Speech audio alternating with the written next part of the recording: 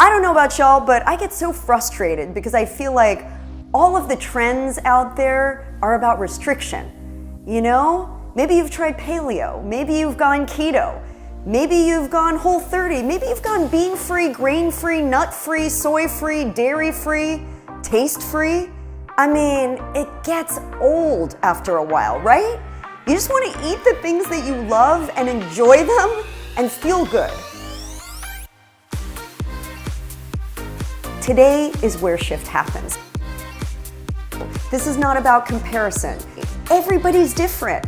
So this is about the best version of you so that you can thrive.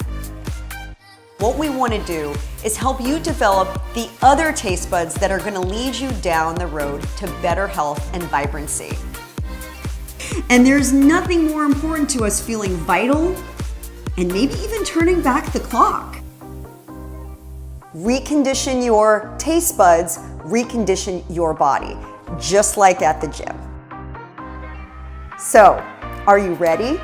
Are you ready to feel better than you ever have before?